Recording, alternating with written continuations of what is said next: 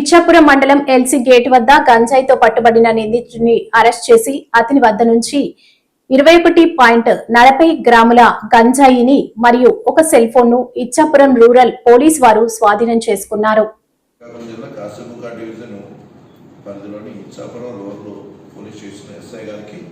సమాచారం మేరకు ఈరోజు ఎస్ఐ గారు వారి సిబ్బంది మరియు మధ్యవర్తులతో మండపల్లి తోటూరు ఎల్సీకే జంక్షన్ వద్ద ఒక వ్యక్తిని అదుపులో తీసుకోవడం జరిగింది. అతన్ని సోదా చేయగా 21 కేజీ గంజా అతని బ్యాగ్లో ఉంది.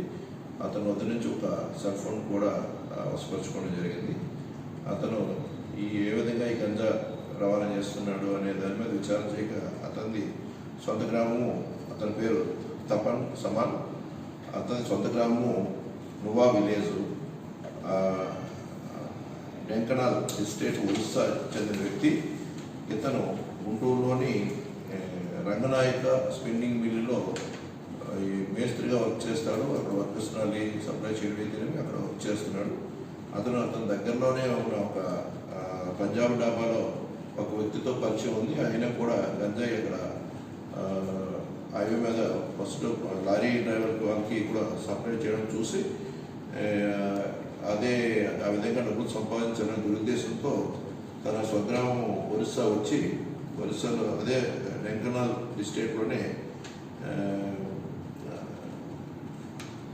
సాహు అనే వ్యక్తి, అతనికి ఇంటి దగ్గరలోనే ఒక 10 కిలోమీటర్ల దూరంలోనే గలపాడ విలేజ్, డెంకనాల్ డిస్ట్రిక్ట్ ఒరిస్సాకి చెందిన వ్యక్తి వద్ద నుంచి గంజాయిని తీసుకొని ఈరోజు ఉదయం 11 గంటలకు ఒరిస్సా నుంచి మా మండపల్లి తోటూరు ఎల్సీ గేట్లకు వచ్చి ట్రైన్ ఎక్కి తను గుంటూరు వెళ్ళాలనే ఉద్దేశంతో వెయిట్ చేస్తుండగా పట్టుబడ్డాడు.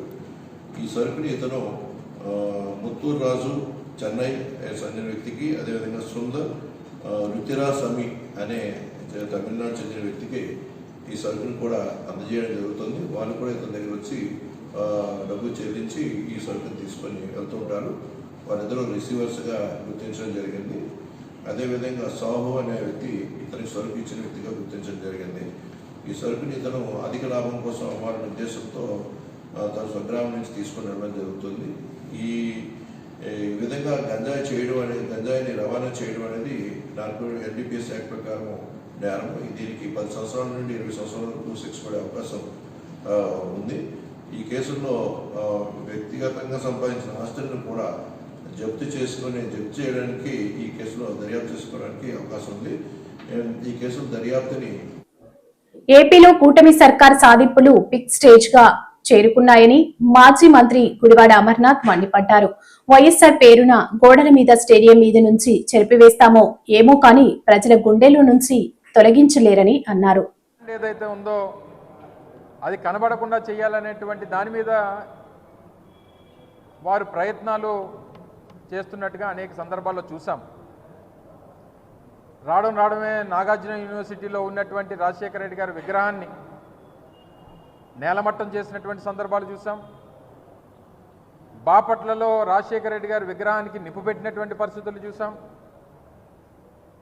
చివరికి ఈరోజు అత్యంత ప్రతిష్టాత్మకమైనటువంటి విశాఖపట్నంలో ఉన్నటువంటి పోతినిమల్లపాలెంలో ఉన్నటువంటి ఇంటర్నేషనల్ క్రికెట్ స్టేడియంకి రాజశేఖర రెడ్డి గారి పేరు మీద ఆ స్టేడియం ఉంటే ఈరోజు కొత్తగా వారి పేరును తొలగించి కేవలం Andhra cricket association VDCA cricket stadium అని చెప్పి కొత్తగా చేసినటువంటి మార్పుల్లో రాజశేఖర రెడ్డి గారి పేరును తొలగించినటువంటి విషయాన్ని కూడా మనందరం కూడా నిన్నటి నుంచి చూస్తూ ఉన్నాం. మీరు రాజశేఖర రెడ్డి గారి పేరుని గోడల మీద చెరిపేయవచ్చు, లేకపోతే రాజశేఖర రెడ్డి గారి పేరుని విశాఖపట్నంలో సీతకొండని ఆ రోజు వైఎస్ఆర్ కాంగ్రెస్ పార్టీ ప్రభుత్వంలో అభివృద్ధి చేసి అక్కడ వైఎస్ఆర్ గారి పేరు మీద వ్యూ పాయింట్ని ప్రారంభోత్సవం చేస్తే అక్కడ రాజశేఖర రెడ్డి గారి పేరుని చేరిపోయవచ్చు, లేదా హెల్త్ యూనివర్సిటీకి పెట్టినటువంటి రాజశేఖర రెడ్డి గారి పేరుని చేరిపోయవచ్చు. కానీ ప్రపంచంలో ఉన్నటువంటి తెలుగువారి గుండెల్లో ఉన్నటువంటి వైఎస్ఆర్ పేరుని చెరిపేసేటువంటి ఆ అర్హత కానీ చెరిపేసేటువంటి స్థాయి కానీ ఈరోజు ఈ కూటమి పార్టీలకి లేదు అనేటువంటి విషయాన్ని ఈ సందర్భంగా తెలియజేస్తూ ఉన్నాం. ఈరోజు VDCA cricket stadium Andhra cricket association ఆధ్వర్యంలో ఉన్నటువంటి పోతినమల్లపాలెం క్రికెట్ స్టేడియంకి ఆ రోజు ప్రభుత్వం పెట్టినటువంటి పేరు కాదు.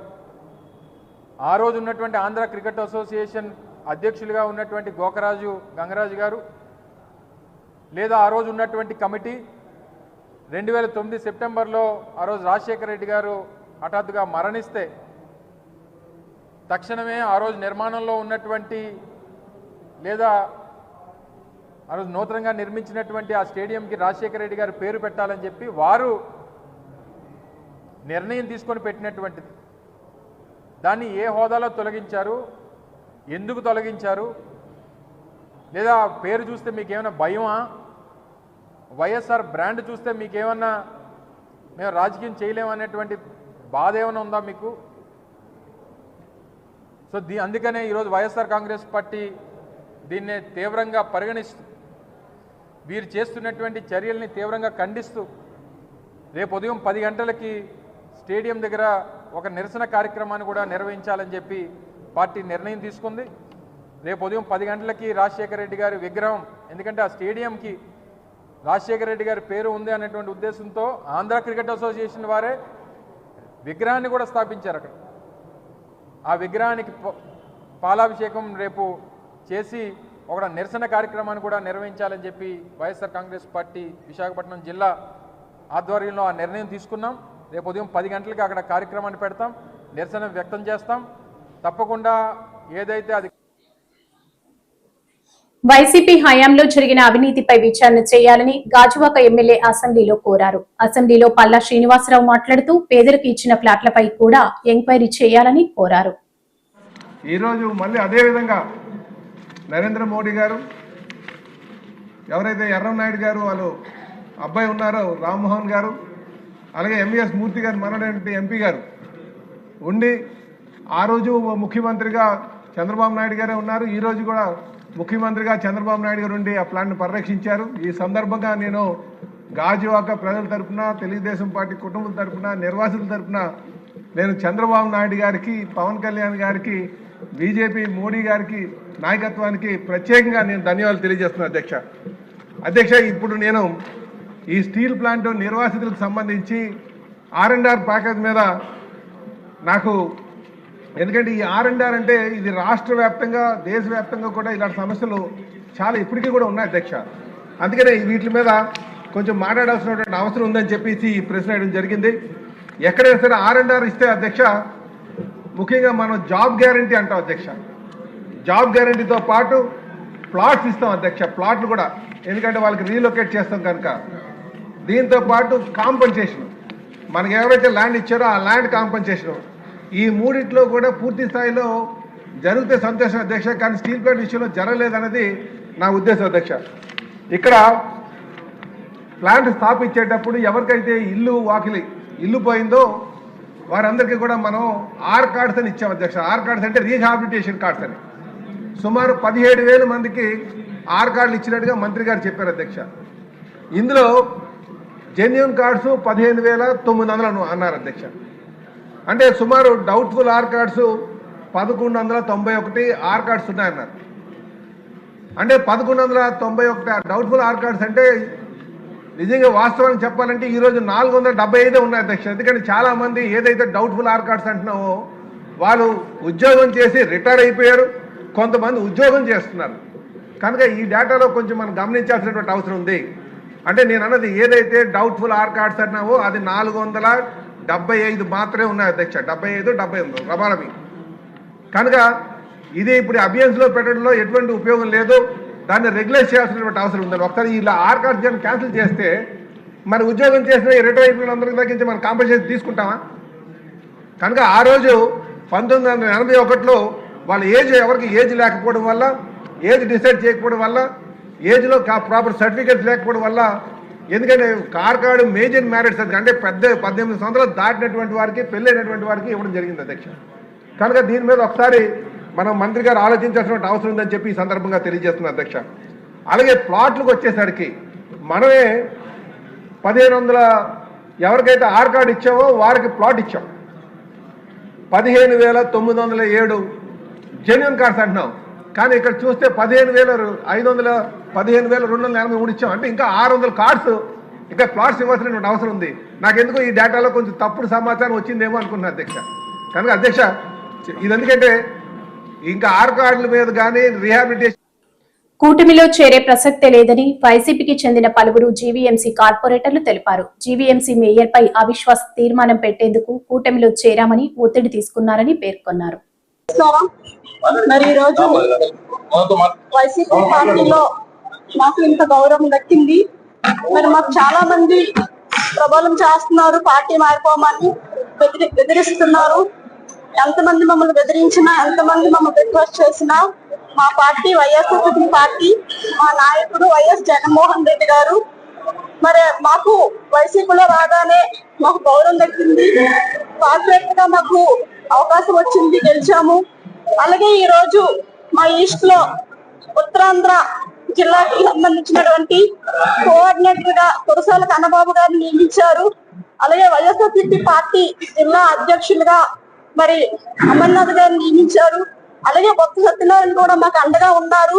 మరి ఈ రోజు మా వైజాగ్ లో ఇంతమంది మంచి నాయకుల్ని జగన్మోహన్ రెడ్డి గారు మాకు అందించినందుకు, వాళ్ళు మాకు ఇచ్చినటువంటి హామీల ద్వారా ఇదే వైసీపీ పార్టీలో మేము ఉండి జగన్మోహన్ రెడ్డి గారికి మా ద్వారా, మా యొక్క కార్యకర్తల ద్వారా, మా కార్పొరేటర్లు అందరికీ కూడా, అలాగే మా సమన్వయకర్తలు అందరూ కూడా కలిసిమెలిసి ఉండి మరి వైసీపీ నెక్స్ట్ రాబోయేటువంటి రోజుల్లో అత్యున్నతమైన స్థానాన్ని వైసీపీ జెండా మళ్ళీ ఎగరేసి జగన్మోహన్ రెడ్డి గారికి ఒక ఉన్నతమైనటువంటి మరి అవకాశాన్ని మా వైజాగ్ లో చాటు చెప్పుకుంటామని ఈ యొక్క సందర్భంగా తెలియజేసుకుంటున్నాను. అలాగే ఈ రోజు మా ఇన్ఛార్జ్ అయినటువంటి కురసాల కన్నబాబు గారు ఒక మాట అన్నారు, నేను మీలాంటి నాయకుడినే, మీ పక్కనే మీతో పాటు కలిసి తిరిగి ఆ స్థానం నుంచే వచ్చాను అనే మాట మాకు వైసీపీలో మరికొంత ఉత్సాహాన్ని కలిగించింది. ఈ ఉత్సాహంతో ఇదే పార్టీలో జగన్మోహన్ రెడ్డి గారికి అండగా ఉంటామని మా కార్పొరేటర్లు అందరూ కూడా ఒకే మాట మీద ఉండి మేయర్ స్థానాన్ని మేము దక్కించుకుంటామని, ఉన్నటువంటి మేయర్ స్థానాన్ని కాపాడుకుంటామని ఈ యొక్క సందర్భంగా తెలియజేసుకుంటున్నాం.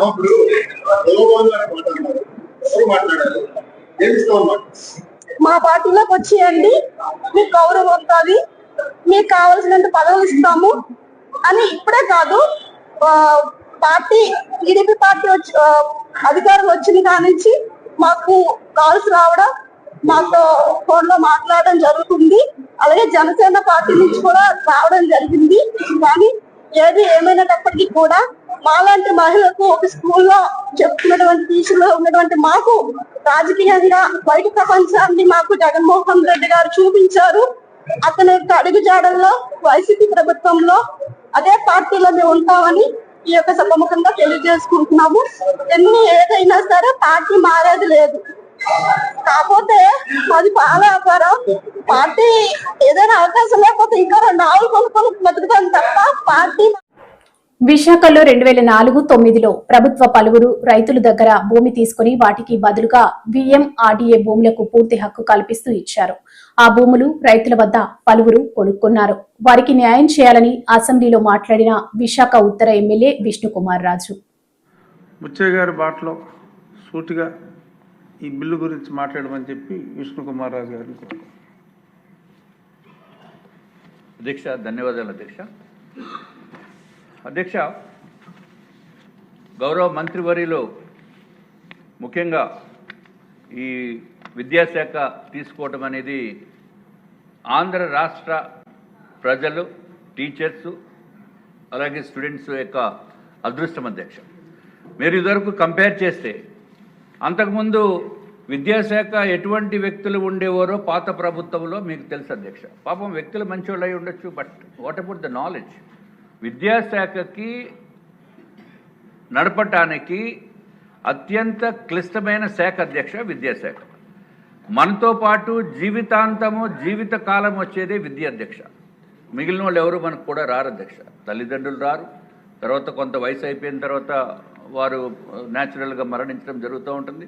కానీ మనం ఉన్నంత వరకు విద్య మనతో పాటే ఉంటుంది అధ్యక్ష. కాబట్టి ఇటువంటి మంచి ఉన్నత విలువలు కలిగి అట్లాగే ఉన్నత విద్యను అభ్యసించిన వ్యక్తికి గౌరవ ముఖ్యమంత్రి గారు ఆ శాఖ కట్టబెట్టమనేది చాలా ఆంధ్ర రాష్ట్ర ప్రజలకి మంచిది అధ్యక్ష. తమరి ద్వారా నేను విద్యాశాఖ మంత్రి గారికి ఏదైతే టీచర్స్ బదిలీలు దీనిపైనే మనం చర్చించాలి కాబట్టి ఎక్కడా డీవియేట్ అవ్వకుండానే మాట్లాడతాను అధ్యక్ష. కొంతమంది విశాఖ జిల్లాలో ఇదివరకు టీచర్స్ని నిబంధనలకి విరుద్ధంగా విశాఖ జిల్లా మైదాన ప్రాంత పాఠశాలల నుంచి పాడేరు పాఠశాలలకి బదిలీ కాబడిన ఉపాధ్యాయుల గురించి న్యాయం చేయవలసిందిగా మీ ద్వారా మంత్రివర్యులను కోరుతున్నాను అధ్యక్ష. ఇదివరకు ఉమ్మడి జిల్లాలో 2000 సంవత్సరం నుంచి 2023 సంవత్సరం వరకు జరిగిన ఉపాధ్యాయ నియామకాలు బదిలీలు ఏజెన్సీ వారికి ఏజెన్సీ ప్రాంతంలోను, మైదాన ప్రాంతంలో ఉన్న వారికి మైదాన ప్రాంతంలోనే వేరువేరుగా చేపడుతూ వచ్చేవారు అధ్యక్ష. కానీ 2023 జూన్లో ఆంధ్రప్రదేశ్ విద్యాశాఖ చేపట్టిన ఉపాధ్యాయ బదిలీల నిబంధనలకు విరుద్ధంగా జీవో 117 అమలు పేరుతో సుమారు 350 మంది ఉపాధ్యాయుల్ని నిర్బంధంగా పాడేరు ఏజెన్సీకి బదిలీ చేశారు వీరిలో పాపము అత్యధికంగా రాష్ట్రీయ కృషి వికాస్ యోజన ఒక్కటే కాదు, అన్ని శాఖల్లో కూడా నిధులు మొత్తం డైవర్ట్ చేశారు. ఇప్పటికే ఫైనాన్స్ డిపార్ట్మెంట్ దీనిపై విచారణ చేస్తుంది. ఆ రిపోర్ట్ రాగానే చర్యలు తీసుకుంటామని మంత్రి అచ్చెన్న అన్నారు. వైసీపీ ఎమ్మెల్యే రాలేదు అంచేత ఆన్సర్ ఇచ్చినట్టుగా భావించవలసిందిగా కోరుతున్నాను. సెకండ్ క్వశ్చన్ 566 వ్యవసాయ శాఖ మంత్రి గారు.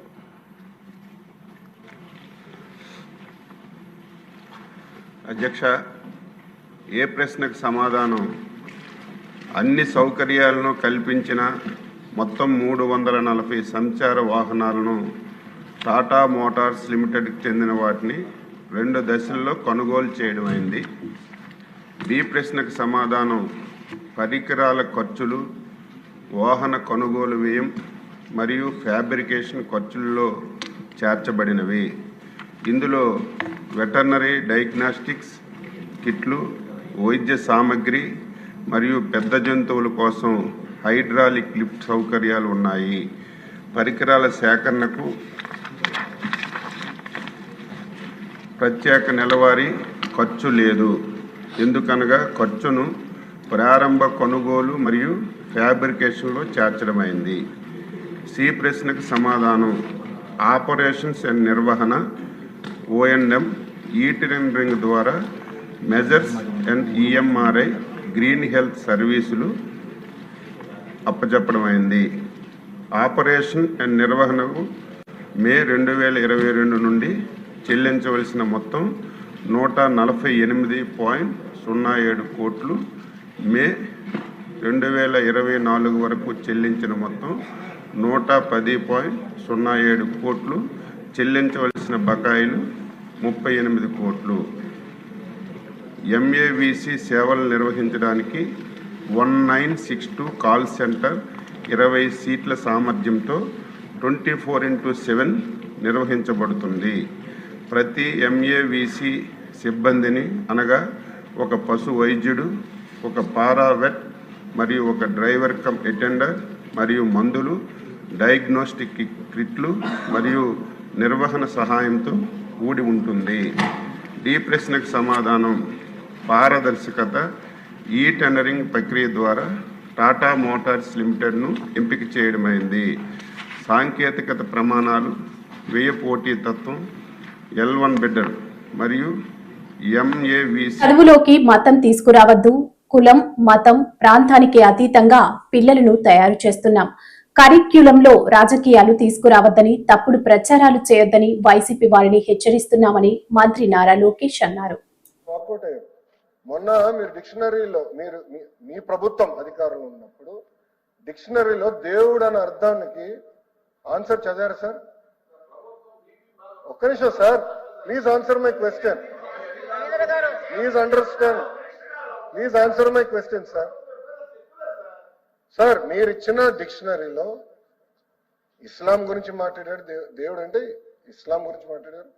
ఇంకో పక్కన క్రిస్టియానిటీ గురించి మాట్లాడారు, హిందూ గురించి ఎక్కడ మాట్లాడలేదు అధ్యక్ష. మన ప్రభుత్వ అధికారంలోకి వచ్చిన తర్వాత దేవుడు అందరి వారు, ఇస్లాం అయి ఉండొచ్చు, క్రిస్టియన్ అయి ఉండొచ్చు, హిందూ అయి ఉండొచ్చు, అందరి వాడని మేము పెట్టాం అధ్యక్ష. మేము ఎక్కడా తీలేదే. సో దయచేసి అధ్యక్ష అనవసరమైన కాంట్రవర్సీ రేపుతున్నారు తప్ప. ఒక్క నిమిషం అధ్యక్ష, in what way curriculum is related to the question? ఒక్క నిమిషం sir, in what way it is related to question? మీరు లేనిపోని కాంట్రవర్సీ లేవనెత్తదండి. ఆధారాలు ఉంటే మీరు బయట పెట్టండి, ఆధారాలు ఉంటే బయట పెట్టండి. సాఫ్రనైజేషన్ ఎక్కడ జరిగింది? మేము తీసుకొచ్చిన మేము తీసుకొచ్చిన పుస్తకాలు కులాలు, మతాలు, ప్రాంతాలు అతీతంగా పిల్లలకి బాగా చదవాలనేది మా లక్ష్యం అండి. మేము ఇస్తున్నాం. మా డిక్షనరీ అంటే మీకు తీసుకొస్తాం, మీరు చదవండి. దేవుడు అన్న పదం నేను ఇప్పుడు తెప్పిస్తాను డిక్షనరీ. కనీసం సార్, దేవుడు అన్న పదానికి మేము తీసుకొచ్చిన అర్థం ఏంటి, మీ ప్రభుత్వం తీసుకొచ్చిన అర్థం ఏంటి కూడా డిస్కస్ చేద్దాం హౌస్ లో. మళ్ళీ ఆ రోజు ఎందుకు మీరు వాకౌట్ చేశారు స్వామి? ఆ రోజు మీరు ఎందుకు వాకౌట్ చేశారు స్వామి? నాకు బాధ ఆవేదన ఉంటుంది సార్, నాకు బాధ ఆవేదన ఉంటుంది. మీరు హౌస్ ని తప్పుదారి పట్టించి, మీరు 5 కోట్ల ఆంధ్రుల్ని తప్పుదారి పట్టిస్తే మేము కూర్చున్నాక సిద్ధంగా లేమండి. మేము కూర్చున్నాక సిద్ధంగా లేము. You withdraw that statement, I will sit, I have no problem. Saffronization జరగట్లేదు. I want be very clear. మేము సాఫ్రనైజేషన్ ఎక్కడ చేయట్లేదు. దేవుడికి మీరు ఇచ్చిన అర్థం ఏంటి, మేము ఇచ్చిన అర్థం ఏంటి చాలా స్పష్టంగా ఐఎమ్ రెడీ టు డిబేట్. చెప్పండి sir. As denounced by the BJP government at the center, are you willing to accept it? Sir ఒక్క నిమిషం. NEP sir, education first is a concurrent subject. First తెలుసు.